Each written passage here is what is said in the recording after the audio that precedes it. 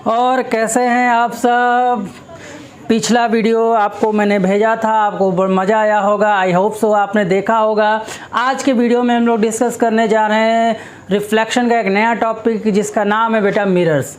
Today we have only talking about the mirrors and parts of the mirrors. चलिए अब हम बात करते हैं बेटा मिरर्स कितने तरह के होते हैं। देखिए मैंने पहले से एक फ्लो चार्ट बनाया हुआ है और वही मैं आपको एक्सप्लेन करने जा रहा हूँ। सबसे पहले बात करते हैं mirror are two types. First is called plane mirror and second is called spherical mirror. अब ये क्या प्लेन मिरर है और ये स्फेरिकल मिरर। ये spherical mirror has some curve structure,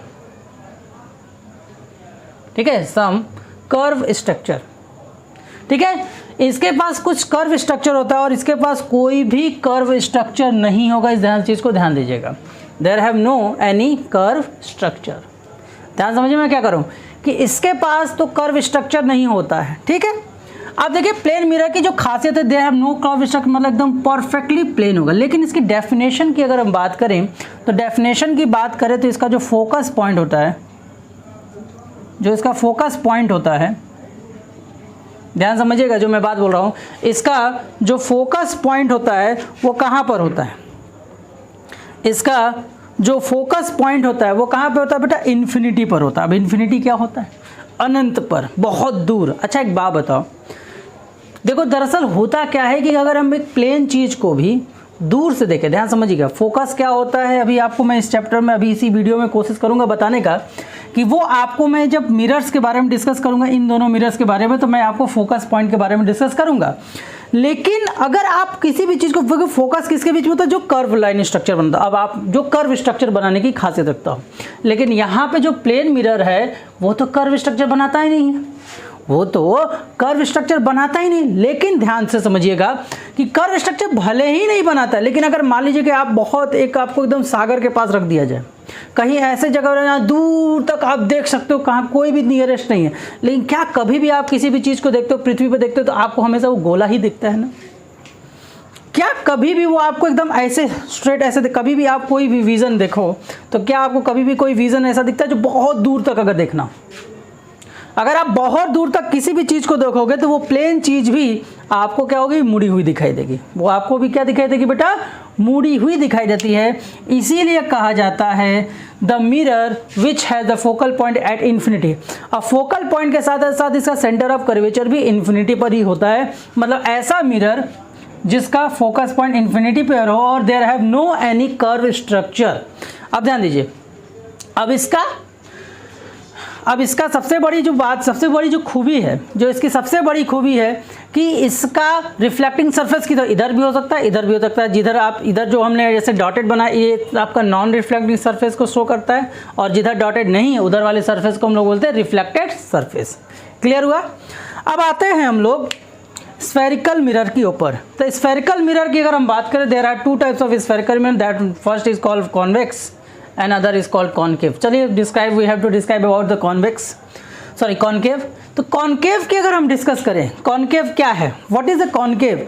तो कॉन्केव को अगर हम लोग डिस्कस करने की कोशिश करते हैं बेटा, तो कॉन्केव क्या है, जिसका रिफ्लेक्टिंग सरफेस, ध्यान समझिएगा, जिसका रिफ्लेक्टिंग सरफेस यहाँ पे मैंने ये गलत लिख दिया है, ये आपका होगा इनवर्ड और ये आपका होगा बेटा आउटवर्ड। ठीक है बेटा, यहाँ पे थोड़ा रॉन्ग हो गया, ध्यान से समझिएगा। जो आपका रिफ्लेक्टिंग सरफेस होता है, ध्यान समझिए, जो आपका रिफ्लेक्टिंग सरफेस होता है वो क्या होता है, इनवर्ड, मतलब अंदर की ओर। ऐसा देखिए, ऐसा शेप, ये अंदर की तरफ, ठीक। अब इसमें कॉन्केव में देखिए एक वर्ड आ रहा है, दैट इज कॉल्ड केव। केव का मतलब होता है बेटा गुफा। केव का मतलब क्या होता है बेटा, गुफा। गुफा कैसे होती है, अंदर जा, गुफा में आप बाहर से जाते हो, गुफा के अंदर जाते हो, गुफा के अंदर जाते हो। तो जब लाइट, मान लीजिए कि कोई लाइट इस पे आती है, वो गुफा की तरफ, मतलब अंदर की तरफ जा रही हो, दैट इज कॉल्ड इनवर्ड। तो मतलब जिसका रिफ्लेक्टिंग सरफेस, मतलब जहां से लाइट रिफ्लेक्ट होना चाहेगी वो इनवर्ड में होगा, और जहां पे लाइट क्या होगी, रिफ्लेक्ट नहीं होगी, वो आउटवर्ड होगा। तो आउटवर्ड अगर हम क्या करें कि स्फेरिकल मिरर में क्या होता है कि मान लीजिए कोई स्फीयर लिया, होलो स्फीयर। कौन सा स्फीयर, फर्स्ट ऑफ ऑल ये भी याद रखिए कि स्फीयर कौन सा, नहीं होलो स्फीयर होना चाहिए। और उस होलो स्फीयर को we have to be cut कर वी हैव पॉइंटेड दैट अब आप याद रखिए कि इसका मैंने कॉनकेव के लिए कहा इन आउटवर्ड में आपका नॉन रिफ्लेक्टिव, अब आउटवर्ड में नॉन रिफ्लेक्टिंग होना चाहिए, मतलब हम इसे अगर हम बाहर की तरफ कर दे तो भी है, तो ये क्या हो गया, कॉनकेव हो गया। अगर इसको भी हम आउटवर्ड में पेंडिंग कर दे तो ये भी आपका कॉनकेव ही है। समझ में आ रहा है? Both are the concave. क्यों बोथ आर द कॉनकेव? क्योंकि दोनों का जो नॉन रिफ्लेक्टिंग सरफेस है वो आउटवर्ड है और रिफ्लेक्टिव सरफेस क्या बेटा, इनवर्ड है। ठीक है, अब ध्यान दीजिए। अब इसी तरह आते कॉन्वेक्स, वैक्स। अब आप जो वैक्स का मतलब ऊपर की ओर, वैक्स का मतलब क्या होता है, ऊपर की ओर। अब ये इसका देखिए, मान लीजिए इसी दो मिरर्स को हमने काटा, अब हमने जो पेंटिंग किया जिसको नॉन रिफ्लेक्टिंग सरफेस को अंदर कर दिया। अब ध्यान दीजिए, मिरर का वो हिस्सा जिसको नॉन रिफ्लेक्टिंग को हमने क्या कर दिया, नॉन रिफ्लेक्टिंग सरफेस हमारा इनवर्ड हो गया और रिफ्लेक्टिंग सरफेस को हमने क्या कर दिया, आउटवर्ड हो कर दिया। तो ऐसे मिरर को हम लोग बोलते हैं बेटा कॉन्वेक्स मिरर। ठीक है, I think you have to understand very well. अब आते हैं image formation by the plane mirror. चलिए इसे फटाफट रफली नोट कर लीजिए। चलिए, तो अभी आप लोगों ने मिरर के बारे में जाना। अब हम जिस टॉपिक को स्टार्ट करने जा रहे हैं उस टॉपिक का नाम है, क्या नाम है बेटा, image formation by plane mirror. आखिर प्लेन मिरर में जो इमेज का फॉर्मेशन कैसे होता है, चलिए देखिए। फर्स्ट ऑफ अगर हम यहाँ पर देखें, ये हमारा प्लेन मिरर है, ये हमारा मान लीजिए हमारा प्लेन मिरर है। ठीक बेटा, मान लीजिए कि हमने अपने मन से कोई एक एक्सिस ड्रॉ कर लिया, that is called x axis. मान लीजिए कोई एक्सिस है, इसको हम लोग प्रिंसिपल एक्सिस सपोज कर लेते हैं, इसको हम लोग कुछ भी सपोज कर ले। यहाँ तो मान लीजिए कोई एक ऑब्जेक्ट रखा हुआ है। अब देखिए ऑब्जेक्ट के, अब अगर हमको कोई भी चीज़ दिखाई देती है तो इसमें सबसे बड़ा रोल किसका है बेटा, लाइट के रिफ्लेक्शन का, मतलब लाइट का आना। मान लीजिए तो सपोज लेते हैं कोई लाइट अगर ऐसे प्लेनली आ रही है, ऐसे प्लेन आ रही है। ठीक है बेटा, थोड़ा सा समझने का प्रयास कीजिएगा। अगर आपको पता है कि प्लेन मिरर मतलब हर सरफेस क्या होगा बेटा, हर सरफेस आपका क्या होगा बेटा, प्लेन होगा। और प्लेन पे अगर हम पैरेलल कोई भी लाइन ऐसे डालेंगे तो 90 डिग्री होगा। 90 डिग्री मतलब नॉर्मल रे, 90 डिग्री मतलब कौन सा रे, नॉर्मल रे। अब जो लाइट नॉर्मल पे पड़ता है वो लाइट वैसे ही निकल जाता है, आपको मैंने रिफ्लेक्शन वाले वीडियो में बताया है। तो इसका रिफ्लेक्शन भी इसी के हिसाब से हो जाएगा और ये आपका रिफ्लेक्शन मतलब आगे की तरफ निकल जाएगा। अब मान लेते हैं कि एक लाइट इसके प्रिंसिपल एक्सिस को छूता हुआ ऐसे जा रहा है, मान लीजिए एक लाइट इसके प्रिंसिपल एक्सिस को ऐसे छूते हुए जा रहा है। ठीक है, अब देखिए जिस एंगल पे ये इसको काटेगा उसी एंगल पे रिफ्लेक्ट हो जाएगा। समझिए बात को, ध्यान समझिएगा। जिस लाइट, अगर समझिए कि कोई लाइट इमेज के टॉप से दो तरह की लाइट्स को हम एज्यूम कर रहे हैं, एक लाइट हमारी एज्यूम पैरेलल आई और एक एज्यूम जो है इसके पैरेलल आई, मतलब ये सरफेस के साथ 90 डिग्री बनाते हुए आई। तो 90 डिग्री वाली जो लाइट होगी जैसे आएगी बियॉन्ड वैसे ही चली जाएगी। हाँ या ना, होगी कि नहीं होगी, बिल्कुल होगी। अब मान लीजिए कि कोई अगर आया तो जिस एंगल से ये इंसिडेंट हुआ है उसी एंगल से लाइट रिफ्लेक्ट होगी। अच्छा आप एक बात समझिए क्या होगा, एक बात समझिए कि इसका रिफ्लेक्टेड लाइट ये है और इसका रिफ्लेक्टेड लाइट ये है, क्या इन दोनों के मिलने का कोई चांस है? जब तक दोनों रिफ्लेक्टेड लाइट नहीं मिलेंगे तब तक इमेज का फॉर्मेशन नहीं होगा। इस बात को ध्यान दीजिए, जब तक रिफ्लेक्टेड लाइट आपस में नहीं मिले, क्या इनका आगे मिलना कोई पॉसिबल है? नहीं है। तो देयर आर सम पॉसिबिलिटीज। अगर इस रिफ्लेक्टेड लाइट को हम डॉटेड लाइन से पीछे की तरफ लेकर जाएं, इसको हम लोग डॉटेड लाइन को क्या करें, पीछे की ओर ले जाएं, और इसको भी अगर हम पीछे की लेकर जाएं तो हमारा जो इमेज है समथिंग यहाँ पे दोनों कट रहे हैं, यहाँ पे दोनों क्या हो गया, आपस में क्रॉस कर रहे हैं। जहाँ पे कटेगा देयर हैव सम इमेज, जहाँ पे ये कटता है वहाँ पे हम इसको हम थोड़ा डॉटेड बनाया जाए, लेकिन हम इसको शार्प कर देते हैं आप समझने के लिए। तो ये हमारा डॉटेड इमेज बन जाएगा, मतलब ये हमारा इमेज बन जाएगा। अब थोड़ा सा दिमाग से बात कीजिए, क्या जो रिफ्लेक्टेड लाइट एक ये है और एक ये है, क्या रिफ्लेक्टेड लाइट सच में मिली थी? ध्यान समझिए मैं क्या बोल रहा हूँ, क्या रिफ्लेक्टेड लाइट सच में मिली है? बोलिए हाँ या ना, नहीं मिली है। रिफ्लेक्टेड लाइट को जबरदस्ती खींच कर अंदर बनाए, क्या करें बेटा, खींच कर अंदर लेकर आए। इसका मतलब जो इमेज होगा वो कैसा होगा बेटा, वर्चुअल इमेज होगा। कैसा इमेज होगा बेटा, वर्चुअल। ठीक है, क्या होगा, वर्चुअल इमेज होगा। क्या होगा बेटा, वर्चुअल इमेज होगा। समझने का प्रयास, वर्चुअल इमेज क्या बना, क्योंकि लाइट, रिफ्लेक्टेड लाइट सच में नहीं मिली, उनको जबरदस्ती मिलाया गया। ठीक है, साथ ही साथ ये कैसा बेटा, सीधा है, प्लस स्ट्रेट है, मतलब क्या बेटा, इरेक्ट होगा। दूसरी चीज़ यहाँ पे भले आपको हल्का सा ये अलग लग रहा होगा, लेकिन एक बात याद रखिएगा कि इसका जो मिरर से जो डिस्टेंस है, मिरर से डिस्टेंस को हम लोग यू से बोलते हैं, और यहाँ से इसका डिस्टेंस जो वी है, प्लेन मिरर में जो इमेज फॉर्मेशन होता है यू और वी हमेशा आपस में क्या होते हैं बेटा, बराबर होते हैं। बराबर होते हैं, बस एक साइन का अंतर होता है। साइन का मतलब u और v का value minus v, minus sign लगाने से क्या मतलब कि दोनों एक दूसरे के अपोजिट में बनते हैं। दोनों एक दूसरे क्या बोलते हैं, अपोजिट में। दोनों अगर इक्वली प्लस में हो जाएंगे तो दोनों का साइड एक जैसा हो जाएगा। समझ में आया? तो क्या पता चला कि जब प्लेन मिरर का इमेज फॉर्मेशन कैसे हुआ, समझ में आया? सबसे पहले हमने क्या किया, एक सिंपल सी लाइट ली जो प्लेन के सरफेस पे 90 डिग्री बनाते हुए पास हुई। तो जब 90 डिग्री बनाएगी तो किसी भी सरफेस पे अगर 90 डिग्री वाली लाइट आती है तो रिफ्लेक्ट होकर वापस चली जाती है नॉर्मल रे के कारण।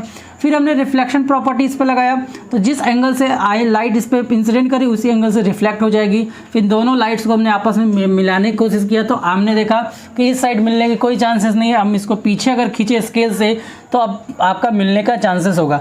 तो प्लेन मिरर में जो इमेज बनता है वर्चुअल बनता है, इरेक्ट बनता है, और सेम एज साइज क्या होता है बेटा, सेम एज ऑब्जेक्ट। जो भी आपका ऑब्जेक्ट का साइज होगा, ध्यान समझिएगा, जो भी आपके ऑब्जेक्ट का साइज होगा उसी के साइज का इमेज फॉर्मेशन होता है। ठीक है, समझ में आया? तो this is how the image formation by the plane mirror. इसे आप रफली नोट कर लीजिए।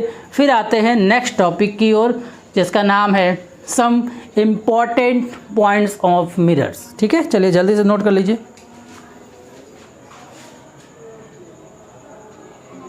चलिए अब हम आते हैं कुछ टर्म्स के बारे में जान लेते हैं। जब तक हम इन टर्म्स को नहीं समझेंगे तब तक हमें पूरे मिरर्स में कुछ समझ में आने वाला नहीं है कि आगे जो भी हमें इस चैप्टर में पढ़ना है, चैप्टर में रिफ्लेक्शन में पढ़ना है, वो इसी के हिसाब से पढ़ना है। सबसे पहले आप देख रहे होंगे इसमें कुछ मैंने नाम लिखा हुआ। सबसे पहला नाम लिखा हुआ प्रिंसिपल एक्सिस, फिर हमने लिखा हुआ सेंटर ऑफ कर्वेचर, फिर हमने लिखा हुआ फोकल पॉइंट, और दैट इज़ कॉल्ड पोल। इसको पी से डिनोट करते हैं, इसको मैं लिख दे रहा हूँ पोल। ठीक है, चलिए ध्यान से देखिए क्या होता है। चलिए हम सभी चीज़ों को वन बाय वन डिस्कस करते हैं। अगर आपने फिगर को एक बार एनालाइज कर लिया तब आपको किसी भी चीज़ को याद करने की ज़्यादा ज़रूरत नहीं पड़ेगी। प्रिंसिपल एक्सिस क्या होता है? Let talk about the principal axis. Principal axis is a imaginary line which is passes from the point of center of curvature, focal point and pole. The imaginary line कहने का मतलब ये imaginary होता है, काल्पनिक है। अब ऐसा नहीं ना कोई मिरर आप खरीदते तो उसके साथ एक डंडा लगा मिलता है, ऐसा होता है क्या? नहीं ना। तो कहने का मतलब मिरर का एक ऐसा इमेजिनरी लाइन जिस लाइन पर सेंटर ऑफ कर्वेचर, फोकस और पोल तीनों एग्जिस्ट कर जाए, ऐसे लाइन को हम लोग प्रिंसिपल एक्सिस करते हैं। अब देखिए ये बेटा कॉन्केव में, कॉन्वेक्स में बात करोगे वही सेम चीज़ होगा, डेफिनेशन वही है, सब कुछ वही है। बस क्या होगा, उसका focus point centre of curvature inward हो जाता है, और इसका सब कुछ क्या, सॉरी, इसका इनवर्ड इधर होता है, मतलब इसका अंदर की तरफ होगा, इसका क्या होगा बेटा, आउटवर्ड होगा, मतलब रिफ्लेक्टिंग सरफेस की ओर होगा, इसका जो होगा नॉन रिफ्लेक्टिंग सरफेस की ओर होगा। अब आगे आते हैं, इसके बाद आता है बेटा सेंटर ऑफ कर्वेचर। अब इसको मैं थोड़ा इरेज कर रहा हूँ, इसको आप लोग समझ लीजिएगा।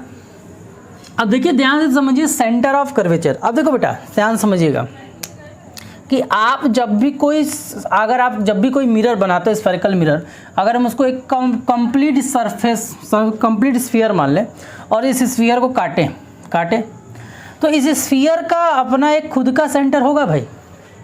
इस स्फीयर का अपना खुद का सेंटर होगा कि नहीं होगा? हाँ या ना में थोड़ा सा समझिए कि अगर हम किसी स्फीयर को काटते तो क्या स्फीयर का अपना खुद का सेंटर होगा? अगर हम इसको काट भी दें तो काट देने से क्या इसका सेंटर चेंज हो जाएगा? जो सेंटर इसके पास है अभी भी इसके लिए वही सेंटर होगा कि नहीं होगा? ऐसा नहीं काटने के बाद उसका सेंटर यहाँ पहुँच जाएगा, ऐसा नहीं ना होगा। किसी भी स्फीयर को अगर तुम काट दोगे तो उस पार्ट के लिए जो सेंटर होगा वो तो वही होगा। तो जो वह सेंटर होता है उसी को हम लोग बोलते हैं बेटा सेंटर ऑफ कर्वेचर। ठीक है, क्या बोलते हैं बेटा? Centre of curvature of a mirror, spherical mirror, is known as the centre from the center of sphere from the mirror is taken out। जिस मिरर से इसको लिया गया उसी के सेंटर को हम लोग बोलते हैं। ठीक, नहीं समझ में आ रहा है? चलिए कोई बात नहीं। दूसरा एग्जांपल, मिरर के आउटसाइड में कोई ऐसा पार्ट, स्फेरिकल मिरर के आउटसाइड में कोई ऐसा पार्ट जिस पार्ट से हम कहीं पे भी कोई भी लाइन ड्रॉ करें सबका डिस्टेंस क्या हो बेटा, सेम हो। आपको अरे ये कैसे पॉसिबल, बिल्कुल पॉसिबल है, क्योंकि बेटा अगर कोई सरफेस अगर स्फीयर है तो स्फीयर से सेंटर से सबका डिस्टेंस क्या होता है, सेम होता है, that is called radius, that is called radius, that is what, radius होता है ना। तो किसी प्रिंसिपल एक्सिस पे वो पॉइंट जिससे मिरर के किसी भी पार्ट पे कोई भी लाइन ड्रॉ की जाए, कोई मिरर के किसी भी पॉइंट पे कोई भी लाइन ड्रॉ की जाए, just have a same distance, ठीक है। एक ये हो सकता है, एक और पॉसिबिलिटीज है जिसको हम लोग याद करवाते हैं, देखिए ध्यान से समझिएगा। एक और डेफिनेशन है जो आपके बुक्स में आपको देखने को मिल सकता है। अब देखिए ध्यान से क्या है, सबसे सिंपल से देखिए कि आपका सेंटर ऑफ कर्वेचर है। अब एक देखिए थ्योरी, अभी आपको रे डायग्राम जब आपको सिखाया जाएगा तो उसमें आपको ये रूल जरूर बताया जाएगा। जब भी कोई लाइट, ध्यान समझिएगा, जब भी कोई लाइट सेंटर ऑफ कर्वेचर से पास होती है, सेंटर ऑफ कर्वेचर से पास होती है और मिरर से रिफ्लेक्ट होगी, ध्यान समझिएगा, जब भी कोई लाइट सेंटर ऑफ कर्वेचर से पास करेगी और रिफ्लेक्ट होगी, और रिफ्लेक्ट होकर जब अपनी ओर आएगी, ध्यान समझिएगा, जाएगी और रिफ्लेक्ट होकर अपनी ओर आएगी, जब भी कोई लाइट रिफ्लेक्ट करेगी और उसी पाथ पर वापस आ जाएगी, उसी पाथ पर वापस आ जाएगी, that point also known as centre of curvature. और किसी भी पॉइंट जाएगा तो उसका रिफ्लेक्शन होगा, कुछ ना कुछ रिफ्लेक्शन होगा, मतलब उसी पाथ पर नहीं आएगा। सेंटर मतलब मिरर का एक ऐसा प्रिंसिपल एक्सिस पे पॉइंट है जिस पॉइंट से अगर लाइट पास होकर मिरर्स पे जाती है तो वापस आने पर उसी पाथ से होकर जाएगी, मतलब there have no any change of direction, यूं गया और ये यूं गया और उसी पाथ पर रिटर्न हो गया।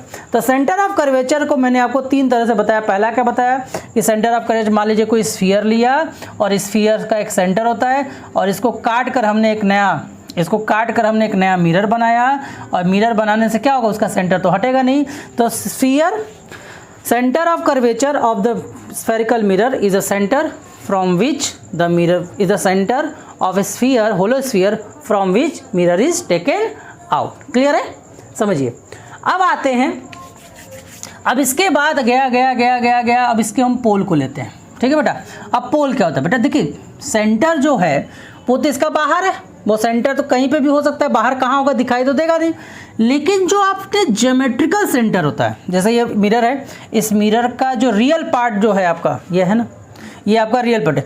तो मिरर का जो रियल पार्ट होता है, ध्यान समझिएगा, मिरर का जो रियल पार्ट है, रियल पार्ट मतलब ये वाला हिस्सा, बाकी ये जो हम लोग स्फीयर बनाए हो तो वो तो रियल पार्ट है नहीं, वो तो इमेजनरी है। तो मिरर का जो रियल पार्ट है, ध्यान समझिएगा, मिरर का जो रियल पार्ट है, रियल पार्ट का भी अपना खुद का सेंटर होता है, रियल पार्ट का भी अपना खुद का सेंटर होता है, दैट सेंटर इज कॉल्ड पोल।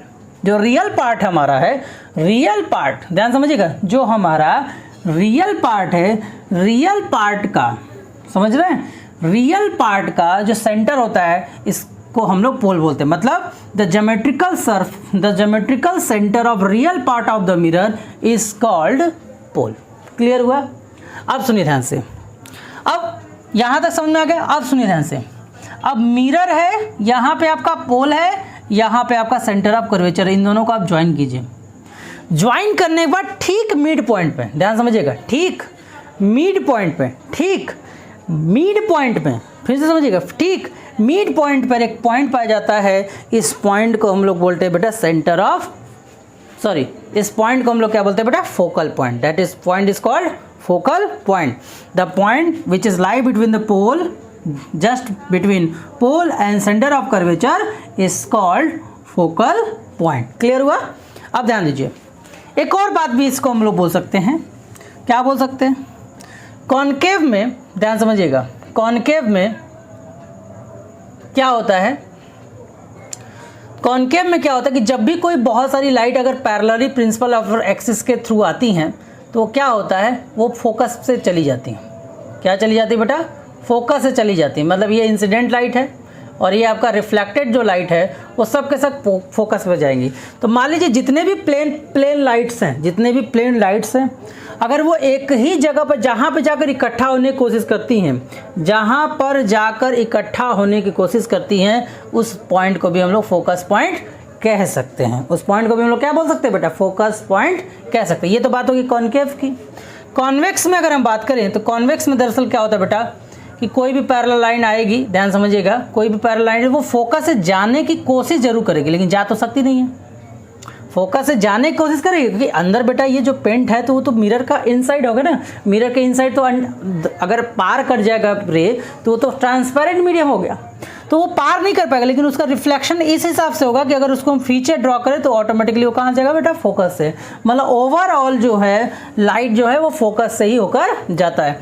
इस प्रॉपर्टी के कारण इसको हम लोग कन्वर्जिंग लेंस भी बोलते हैं, और इस मिरर कन्वर्जिंग मिरर बोलते हैं, और इसको हम लोग डाइवर्जिंग मिरर के भी नाम से जानते हैं। ठीक है, समझ में आया बात? तो ये एकदम सिंपल था। अब देखिए ध्यान से, अब हम बात करते हैं कि ठीक है, आपने प्रिंसिपल एक्सिस जाना, आपने सेंटर ऑफ कर्वेचर जाना, आपने फोकल पॉइंट जाना, आपने पोल जाना। अब हम बात करते हैं radius of curvature. Radius of curvature, ये जो आपका रेडियस ऑफ कर्वेचर क्या है, तो आपने देखा ये पोल है और ये आपका सेंटर ऑफ कर्वेचर है। पोल से लेकर सेंटर ऑफ कर्वेचर का डिस्टेंस मेजर कर लीजिए। पोल से लेकर, ध्यान समझिएगा, पोल से लेकर सेंटर ऑफ कर्वेचर तक का डिस्टेंस मेजर कर लीजिए। पोल से लेकर सेंटर ऑफ कर्वेचर तक का डिस्टेंस मेजर कर, दैट इज कॉल्ड आर।